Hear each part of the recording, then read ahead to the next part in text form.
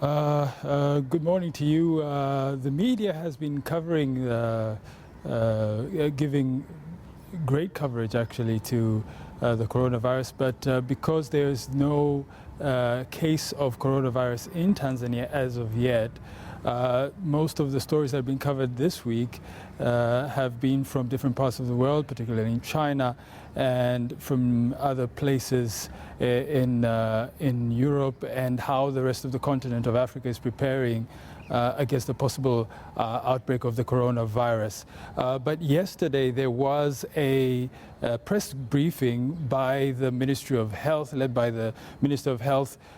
She spoke about the country's preparedness in terms of the corona outbreak. So she outlined the measures that the government was taking and pointed out or painted a picture that the country was indeed prepared for a possible outbreak. She outlined that about 11,048 people had been going through Tanzania's borders and airports and had been screened, and that there were machines and screeners available at these entry points, and that people were being questioned about where they came from. And if there were suspected cases, there were places to quarantine these people. And they also gave advice on how Tanzanians can ready themselves against a possible outbreak.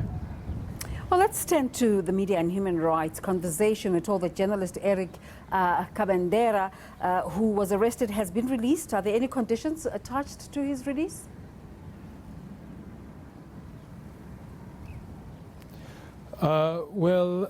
This Monday, on Monday, Eric Kabendera, a freelance journalist who works for several newspapers here in Tanzania and some in the UK, had been released from prison or detention after being kept there for about 7 months after he was apprehended in late July last year.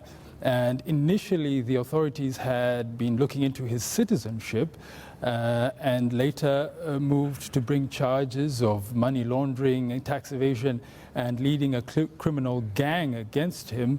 And because the charges against him were related to economic sabotage, the country's laws do not permit bail in that case.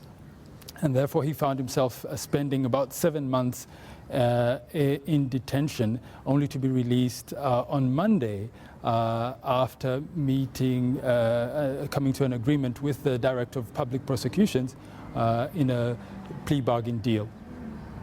The story has raised red flags with concerns that there might be a media clampdown in Tanzania. What is your experience?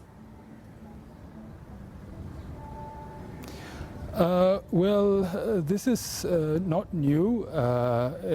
It has been raised a number of times. And there are two schools of thought here.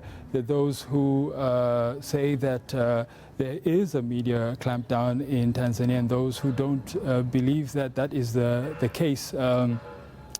Personally, we still are able to continue with our work without any hassle. Actually, that is the experience of many journalists in the country. And as I said, there's two schools of thought on the matter. And looking at Kabendera's release on Monday, it was only Amnesty International that particularly raised that concern about some media clampdown in the country. You're talking about Amnesty International. That leads us to our next question about human rights organizations. They've also raised issue, including Human Rights International. Give us a sense of how they are, how activism is being used to challenge this issue.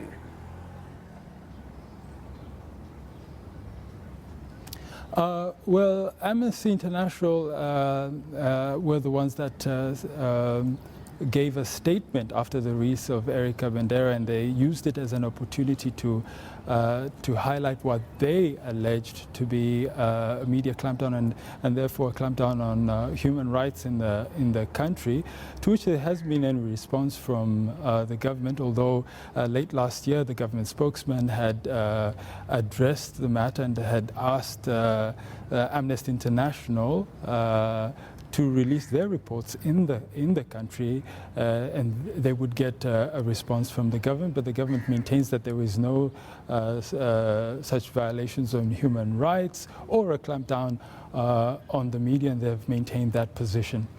Isaac, thank you so much for that update. We'll continue to watch the story. Isaac Lukando talking to us from Dar es Salaam.